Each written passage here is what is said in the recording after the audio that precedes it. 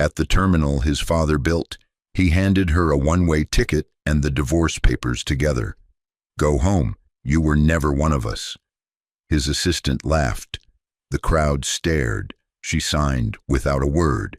What none of them knew was that the $40 billion airline above their heads already belonged to her. Let me take you back to that morning. The terminal was full. Glass walls, gold trim, jets lined up outside the windows like soldiers. Carter Atlantic Airways.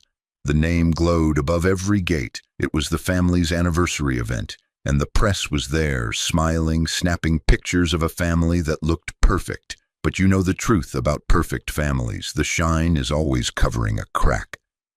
Imani Carter stood near the back, the way she always did. Quiet, still. No jewelry that begged to be seen. She was the kind of woman a room forgets is there. And for 8 years, the Carters had counted on her being forgettable. Watch her closely, because the woman they ignored was the only one who mattered. Her husband, Elijah Carter, walked toward her with a folder under his arm. He was handsome in that loud way, the kind of man who needed eyes on him to feel alive. Behind him came his assistant, Brielle, young, sharp, wearing a red that said, "Look at me." She walked half a step behind Elijah, but her chin was up like she already owned the place. Imani saw it. She had seen it for months. "We need to talk," Elijah said, but he didn't lower his voice. He raised it. People turned. His mother, Gloria, turned with a small smile already on her lips, like she knew the show was about to start. His brother Terrence lifted his phone. Recording, always recording. Elijah opened the folder. He set 2 things on the marble counter between them, a plane ticket, one way, and divorce papers. "I'm done pretending," he said. "You don't fit here, you never did." The terminal went quieter, not silent. People leaned in. A man with a coffee stopped mid-sip. "Elijah," Imani said softly. "Just his name, just that." "Don't," he said. He pointed at the papers. "Sign, take the ticket. Go back to whatever little town raised you. This family has an image. You're not part of it anymore." Brielle laughed, a small laugh, cruel and easy. And there it was, the triple cut. Her husband throwing her away in public, his family watching and filming and smiling, and the outsider, the woman who had crept into her marriage, one late night at a time, laughing like betrayal was a joke she got to tell. Gloria stepped closer and looked Imani up and down. "Honey," she said, "we always knew you came from nothing. Don't make a scene. Scenes are for people who matter." A photographer's camera clicked. Then another. The press had smelled it. A perfect family was cracking open in public, and they wanted every piece. A little boy near the windows tugged his mother's sleeve and asked why the lady looked sad. The mother told him to hush. Even a child could see it. Everyone could see it. That was the whole point. They didn't pick the terminal by accident. They picked it because shame travels farther in a crowd. Watch the family now. Watch how easy this is for them. Gloria checking her lipstick in a phone screen while her daughter-in-law's marriage ended 3 feet away. Terrence holding his camera steady, framing the shot. Cornelius off to the side, not even watching, like the whole thing was a meeting that had run a little long. And Elijah, chin up, soaking in the eyes on him, finally the center of a room. They had practiced this. You understand that, right? This wasn't a fight that boiled over. This was a plan, rehearsed, timed, aimed, now. Here is where most women would scream, or cry, or beg. Imani picked up the pen. She signed, calm, clean, one smooth line. She didn't shake. Did you notice that? Her hand did not shake. She slid the papers back. She left the one-way ticket sitting on the counter, untouched. And as she straightened up, her eyes lifted past Elijah, past Brielle, past Gloria's smug little face, all the way up to the name glowing gold above the gates. Carter Atlantic, and the corner of her mouth moved. Just barely, almost a smile. Why would a woman being thrown out of her own marriage almost smile? Hold on to that question. The walk to the doors was long. You ever had to walk a long way while a whole room watches you? Every step is a year. The heels click. The eyes burn the back of your neck. Somebody whispers. Somebody films. And the doors at the end look like they're getting farther away instead of closer. Imani walked it without slowing once. Not because it didn't hurt. It did. It hurt like a wound she'd be feeling for years. But Pop taught her something about pain a long time ago. He said pain is just proof you're still carrying something worth carrying. So she carried it all the way to the door. She picked up her small bag. She turned. And she walked out of that terminal with her back straight and her head high, through the crowd, past the press, into the gray morning outside. Behind her, Brielle slipped her hand into Elijah's. Gloria patted her son's cheek. Terrence stopped recording and grinned at the screen. They thought they had buried her that day. But here's what they forgot. You don't bury a root by throwing dirt on it. You just plant it. A quiet woman is not an empty one. Watch what grows. To understand the woman who walked out of that terminal, you have to understand the girl who came before her. Imani was not born into glass and gold. She was born in a small southern town where the church had a tin roof, and the rain on it sounded like applause. Her father, a man named Mr. Okoye to the older folks, and just Pop to her, had once been an aircraft mechanic. Good hands, better mind. He could take a broken engine apart and find the one small thing everybody else missed. But the world back then didn't make room for a black man with a brilliant mind. So Pop fixed engines for other men's planes and watched other men's names go on the side of the fuselage. He never got bitter. That was the thing about him. He used to sit Imani on the porch steps and tell her the same thing over and over. "Baby girl," he'd say, "names are loud. Ownership is quiet. Anybody can paint their name on a thing, but the one who owns it never has to shout." She was maybe 9 years old. She didn't understand yet, but she remembered. I want you to see that porch for a second. A girl with her knees pulled up. A father with grease still under his nails from the day's work. The whole street was working folks. People who fixed and cleaned and cared for families whose names ended up on buildings. And every evening Pop came home tired but never beaten. And he taught his daughter the one thing he knew the world would try to steal from her, her sense of her own worth. "They'll measure you small," he told her once, while a storm rattled the tin roof above them. "By your clothes, by your street, by the way you talk. Let them measure wrong, baby girl. A wrong measurement only hurts the one who's measuring." She held those words the way some children hold a blanket, and when the storms of her grown life came, those were the words that kept her standing in that terminal without a single shake in her hand. Pop saved every dollar he could. He read books on contracts at the kitchen table by a lamp with a cracked shade. And slowly, quietly, over years, he built something small, a little holding company, just paperwork and patience. He bought tiny pieces of things, a share here, a stake there, nothing anyone noticed. And here is the moment that changed everything, though no one knew it at the time. There was an airline back then that was dying, a regional carrier drowning in debt, hours from shutting its doors for good. Its founder had a big name and a bigger ego and not enough cash to make payroll. He needed a buyer, a quiet one who wouldn't embarrass him by making the rescue public. Pop's little company stepped in. Now, listen closely, because this is the only time I'll put it in plain numbers. What Pop paid to save that dying airline felt, back then, like a modest fortune, enough to buy a few good houses, enough to make a working man's hands sweat as he signed.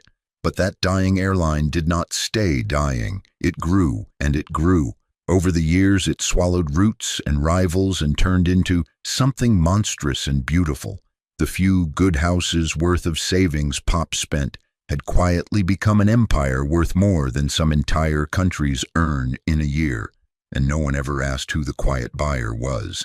That founder with the big name and the bigger ego, his name was Cornelius Carter. The airline was Carter Atlantic, and the dying company Pop saved became the very gold-lettered name that would one day glow above the terminal where his daughter was thrown away. Picture that meeting, the day it happened. A young Cornelius Carter, proud even when he was breaking, sitting across a table from a quiet man in a worker's coat. Cornelius could barely look him in the eye. A man like Cornelius wasn't built to be saved by a man like Pop. It shamed him. So they made an arrangement. The papers would stay private. The world would never know who really pulled Carter Atlantic out of the grave. Cornelius got to keep his name shining and his pride intact. And Pop didn't care about the shine. He cared about the thing underneath it. He signed his name on the part nobody ever looks at, the ownership, the bones of it. He shook Cornelius Carter's hand, walked out into the parking lot, got into an old truck, and drove home to a tin-roofed town to tell nobody. "Why didn't you ever tell folks, Pop?" Imani asked him once, years later, when she finally understood what he'd done. He just smiled. "Because the man who has to tell you he's powerful," he said, "isn't. You see it now, don't you? But they didn't. Not yet. Before Pop died, he was sick a long time." Imani sat by his bed every night, and on the last clear evening he reached under his pillow and pressed something small into her palm, a brass luggage tag, old, worn smooth at the edges from his thumb, and on the back, in letters he'd had a man engrave by hand, it said 4 words, "You carry your own name. Don't let nobody tell you what you're worth," he whispered. "They'll try, they always try. Let them think you're small. Small things move where big things can't." Then he closed his eyes, and the quietest, strongest man Imani ever knew was gone. She kept that brass tag with her every single day after that, in her pocket, in her palm, through everything. Remember it, you'll see it again. So how did a girl from a tin-roofed town end up married to Cornelius Carter's son? Love, plain and simple. She met Elijah at a charity dinner years later, before he knew who she really was, before she'd told a soul what her father had built. He was charming then. He made her laugh, and for a while he looked at her like she was the only quiet thing in a loud world that he actually wanted to hear.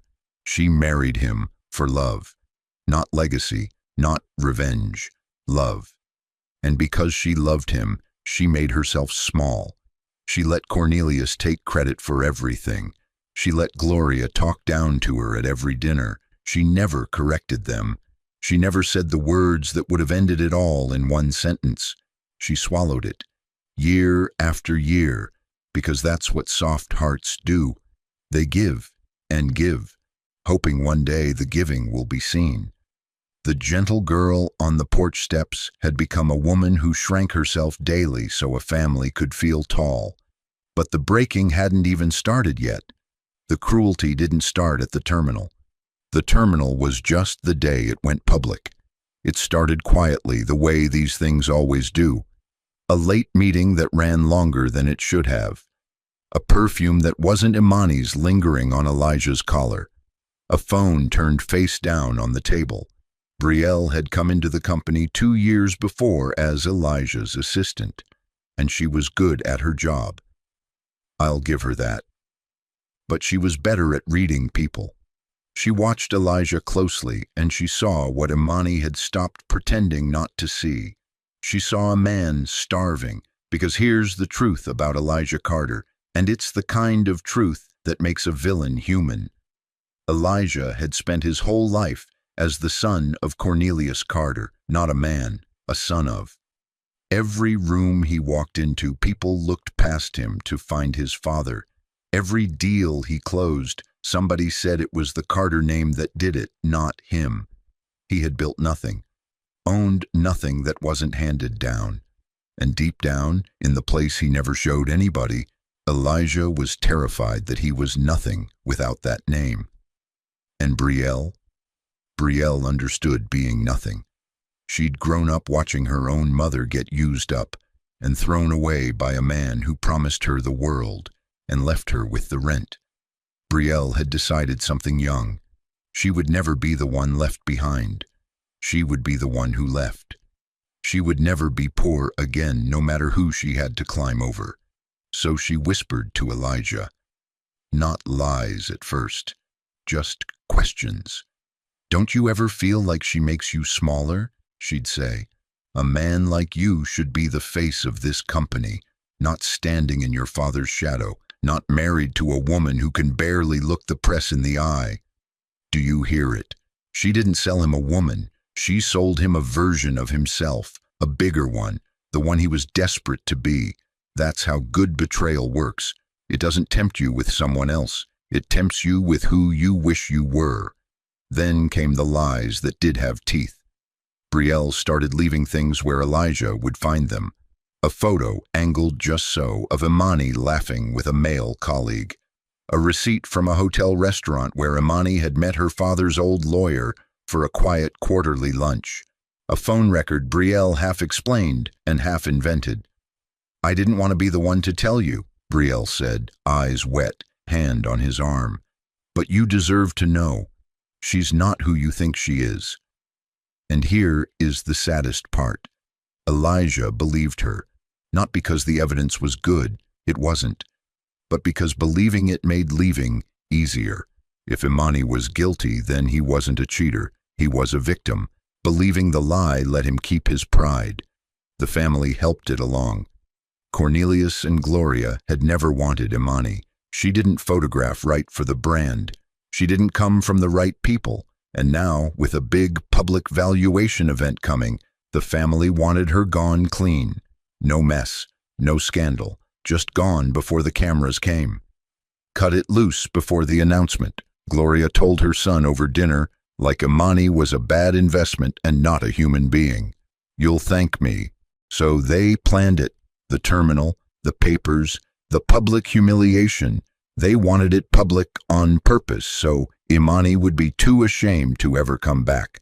But before the terminal there was a dinner, the last one Imani ever sat through in that house. I have to tell you about it because it's the moment a soft woman stopped hoping. They were all there. Cornelius at the head of the table, Gloria pouring wine, Terence laughing too loud at his own jokes, and Brielle. They had brought Brielle to a family dinner now, sat her right across from the wife. That's how little they thought of Imani by then. You've been quiet, dear, Gloria said to Imani, smiling like a knife. But then, you're always quiet. I suppose some people just don't have much to say. The table laughed. All of them. Even Elijah, especially Elijah. He laughed at his own wife to keep his place, at a table that was never really his. And Imani looked down at her plate and felt the last warm thing inside her go cold. Not because of Gloria. She was used to Gloria. It was the laugh, her husband's laugh. The sound of a man choosing a room full of cruel people over the one person who had loved him for nothing. She said nothing. She set her fork down. She folded her napkin, and under the table, her thumb found the brass tag in her pocket and held it like a hand. Do you see it now? They thought her silence meant they had won. It never did. Her silence was just the sound of a woman deciding, and it worked. At first. After that morning, Imani went home to the quiet house, and something in her finally cracked. She didn't cry loud. She cried the way strong people cry, with no sound at all. She sat on the edge of the bed for hours. She stopped eating. She stopped answering the phone. The numbness came over her like cold water, and she let it, because feeling nothing was easier than feeling all of it. She held the brass tag in the dark, ran her thumb over the worn letters. You carry your own name. I'm sorry, Pop, she whispered to the dark. I let them make me small. A quiet woman is not an empty one, but that night even she had trouble believing it. Let me tell you what those 3 days looked like, because this is the part of the story most people never see, the part before the strength. The part where the strong woman is just a woman on a bathroom floor. She didn't open the curtains. The food in the kitchen went bad. The phone lit up and went dark, lit up and went dark, and she watched it like it belonged to somebody else's life. She thought about every dinner she'd swallowed, every laugh she'd pretended not to hear, 8 years of making herself smaller and smaller until there was almost nothing left to throw away. And the cruelest voice in that quiet house was her own. "You should have known," it said. "You let them. You handed them the knife and showed them where to push." Have you ever heard that voice? The one that kicks you while you're already down. That voice almost won. But here's the thing about a woman raised by a man who read contracts by a cracked lamp. Even broken, even on the floor, some part of her was still listening for her father. And on the third night, in the dark, she swore she heard him, plain as the porch steps. Names are loud. Ownership is quiet. She opened her hand. The brass tag was still there. It had been there the whole time. For 3 days, she barely moved. And maybe that's where it would have ended. Maybe she'd have taken that one-way ticket after all and disappeared back to the tin-roof town and let the Carters have their gold-lettered lie. But on the 4th day, the phone rang, and this time she answered. It was an old voice, steady, warm. A man named Mr. Adisa, her father's lawyer, the keeper of every quiet thing Pop had ever built. The man Imani met for lunch once a quarter. The lunch Brielle had twisted into something dirty. "I heard," Mr. Adisa said gently. "The whole city heard. Imani, you don't have to carry this anymore. Everything your father built, everything that is legally completely yours. Say the word and I file the papers tomorrow." Silence on the line. "It's time," he said. "Say when." And for the first time in months, Imani breathed all the way in. She looked at the brass tag in her hand. She thought about her father by the lamp with the cracked shade, reading contracts no one believed a man like him could understand. She thought about 8 years of swallowing her own voice. "Not tomorrow," she said softly. "No." "There's a gala," she said. "The valuation, the whole family, the whole press." She closed her hand around the tag. "I'll tell them myself." But what happened at that gala, no one in the Carter family saw coming. The night of the valuation, the ballroom was the brightest place in the city. This was the night Carter Atlantic Airways would be unveiled to the world as one of the largest carriers alive. Investors in black suits, cameras everywhere, a stage with a screen 2 stories tall, the gold name shining on it, waiters with trays, champagne in every hand.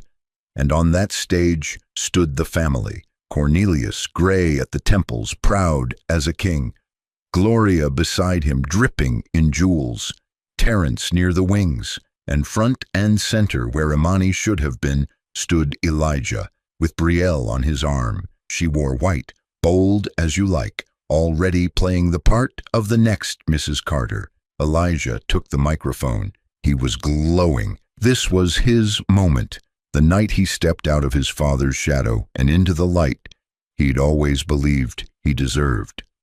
"Tonight," he said, "Carter Atlantic isn't just my father's dream, it's the future, my future. And the future is built with the right people beside you." He looked at Brielle. The crowd clapped politely. Cornelius nodded, ready to step forward and announce the family's controlling stake to the world. And that's when the doors at the back of the ballroom opened. Watch closely now, because everything changes in the next 60 seconds. A woman walked in, but not the small woman in the soft brown coat. This woman wore deep navy, sharp and simple, the kind of elegant that doesn't need to shout. Her back was straight. Her steps were slow, unhurried, like the room belonged to her and she had all the time in the world. Beside her walked an older man with silver hair and a leather folder, Mr. Adisa, and behind them a line of men and women in suits that no one in that ballroom recognized. Imani. The clapping died. Heads turned. A murmur moved through the crowd like wind through grass. Elijah's smile froze on his face. "What is she doing here?" he said into the live mic, too stunned to lower it. "Security, get her out."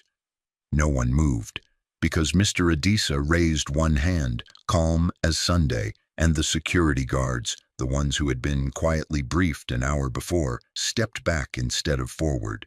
Imani walked to the foot of the stage. She did not rush. She looked up at her husband, at Brielle in her white dress, at Cornelius, at Gloria. "You wanted me to leave quietly," she said. Her voice wasn't loud. It didn't have to be. The whole room had gone still to hear it. "I did. I left the terminal quietly. I signed quietly. I've done everything in my life quietly."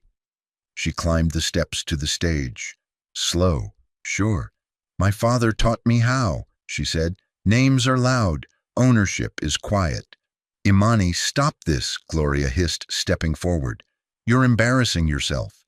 Imani turned to her, calm, almost kind. "Am I?" She took the microphone from Elijah's frozen hand. He let it go. He didn't even fight it.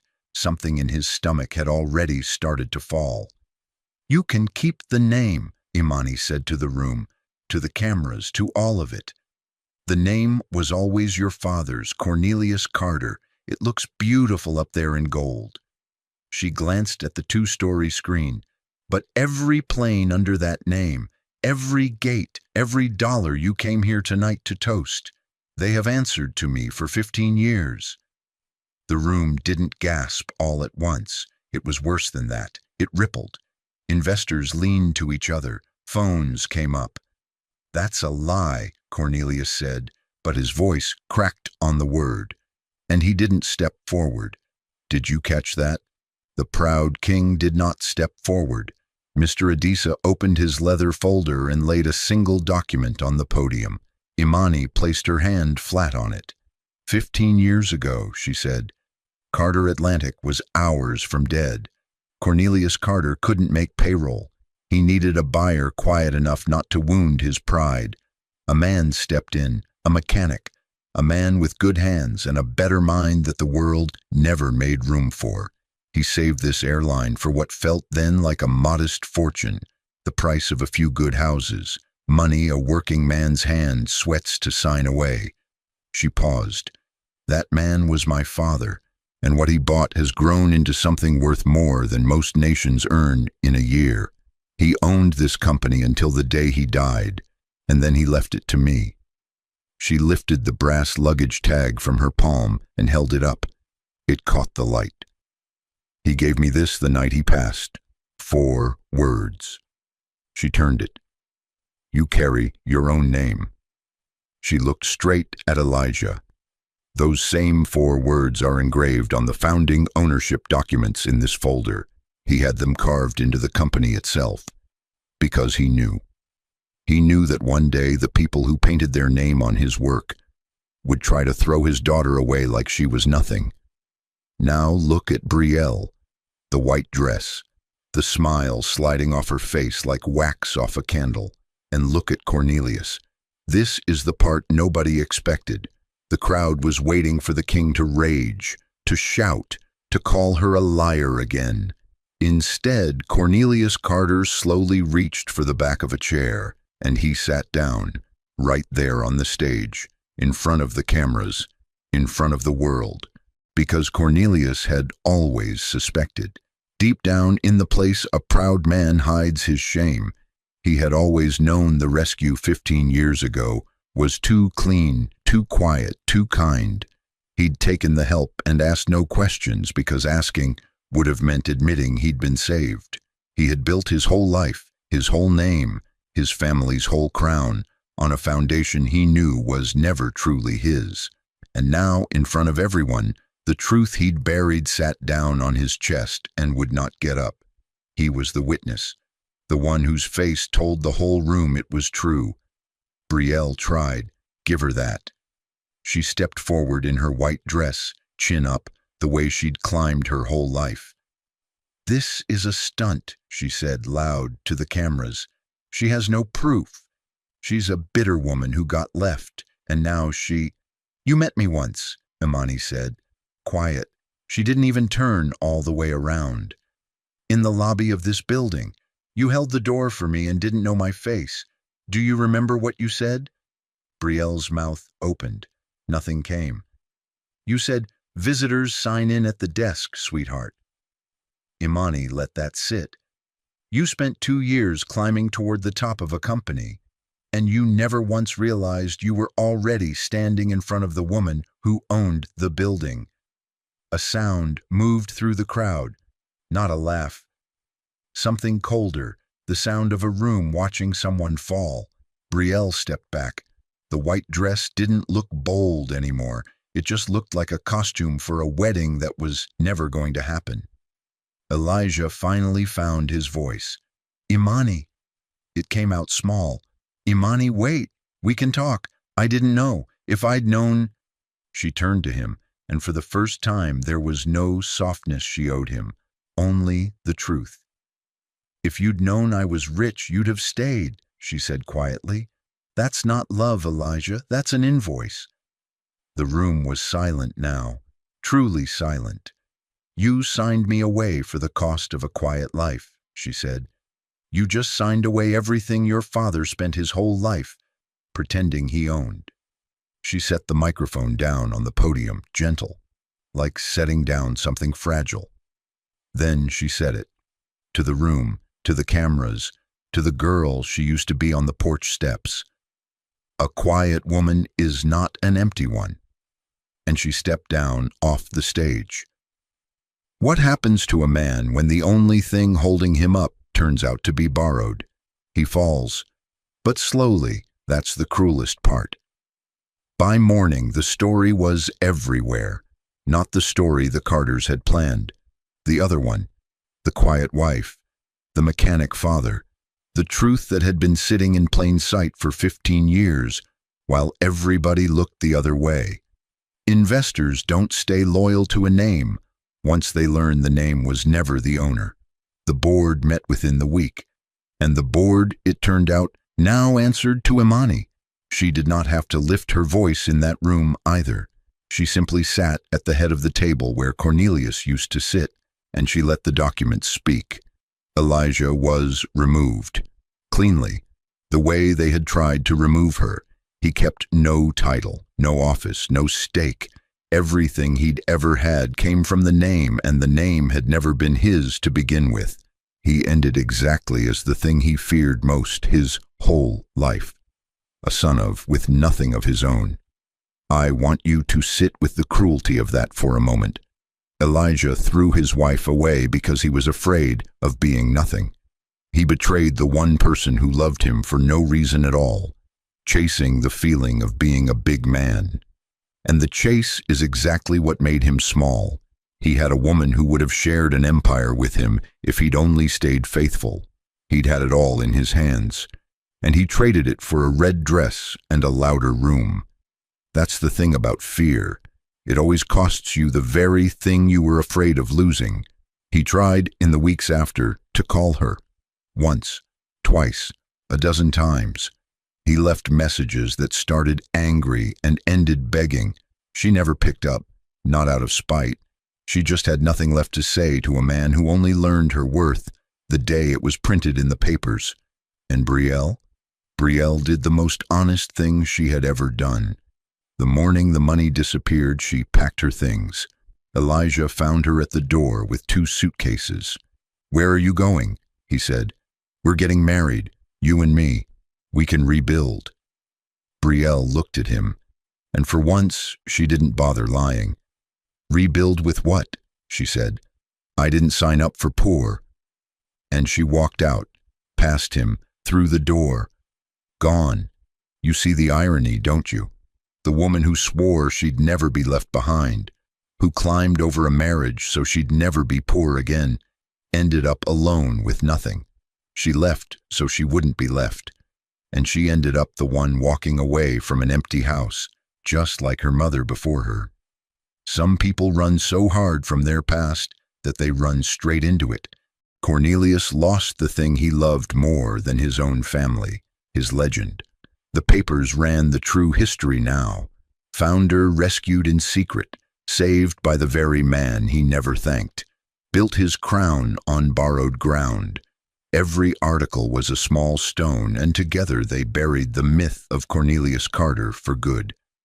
Gloria, who had built her whole self on looking down on Imani, on calling her a girl from nothing, now had to walk through the same city she once ruled and hear people call that girl by her full name.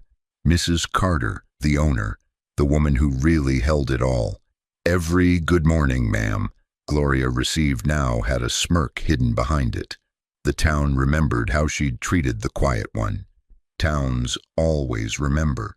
Terrence, who had filmed Imani's humiliation to laugh at later, found his own video turned around on him. The footage he'd posted to mock her now played on every screen as proof of how a good woman was treated by a cruel family. His grin, frozen in those clips, became the face of everything people hated about the Carters. And Imani? Imani did not gloat. Watch her here, because this is where you see who she really is. She had every right to burn it all down, to strip the Carter name off every plane and every gate, to leave Cornelius with nothing the way they'd tried to leave her. She didn't. She walked into Cornelius's empty office one last time, where the old man sat staring at a desk that wasn't his anymore. She set a single page in front of him. "You can keep the name," she said. "On the building, on the planes. The world knows the truth now. It won't save your pride. But your grandchildren shouldn't have to grow up under a name that means shame. So keep it." Carter. It was always the loud part anyway. And that mercy hurt him more than revenge ever could.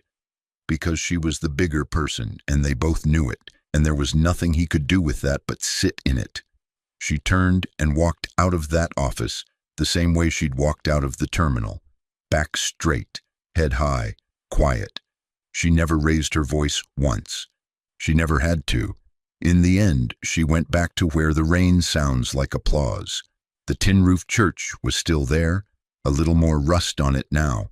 The porch steps where her father told her about loud names and quiet ownership were still there too. She sat on them in the evening, the way she had as a girl, and watched the sky turn gold. A plane crossed it, high up, silver in the last light. Maybe one of hers, maybe not. It didn't matter anymore. That was the thing she finally understood. Owning the sky had never been the point. Knowing your own worth when the whole world swore you had none, that was the point. That was the inheritance. A little girl from the neighborhood ran up to the porch. Bright eyes, shoes a size too big, the kind of kid the world hadn't made room for yet. Imani smiled at her, and she reached into her pocket and pulled out the brass luggage tag, worn smooth by 3 sets of thumbs now, her father's and hers and the years in between. She pressed it into the little girl's palm and closed her small fingers around it.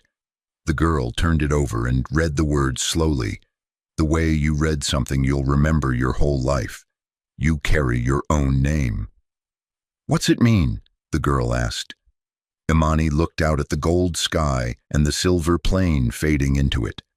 "It means," she said softly, "don't ever let nobody tell you what you're worth. They'll try, they always try. Let them think you're small." She smiled. "Small things move where big things can't." The girl ran off into the dusk, the brass tag shining in her fist, and Imani let it go. That's the part that matters. She gave the tag away, because a thing like that was never meant to be held. It was meant to be passed, from a tired man with grease under his nails, to a quiet girl on the porch steps, to a woman who walked out of a terminal without shaking, to a little girl in shoes a size too big, who didn't know yet how big she was going to be. That's how the real inheritance moves, not the money. The money was never the point, and if you've been waiting this whole story for her to buy something, you missed what her father was trying to teach her. The real inheritance is a sentence, 4 words, and the knowing that comes with them. And Imani sat there, alone and at peace, not hardened by any of it. That's what they never understood about her. The betrayal didn't turn her cruel. It only showed the world what she'd been carrying all along. So let me leave you with this. The world will mistake your silence for weakness. It will mistake your kindness for foolishness. It will look at how little noise you make and decide you must have little worth. Let them. Because a quiet woman is not an empty one, and the people who underestimate you are only telling you how little they ever truly saw. You carry your own name. Don't let anybody spend it for you. If Imani's strength moved you tonight, do something for her and for yourself. Like this video, subscribe, and tell me in the comments below, have you ever been underestimated by the people who should have believed in you? Share this with someone who needs to be reminded tonight that they carry their own name. I'll see you in the next story.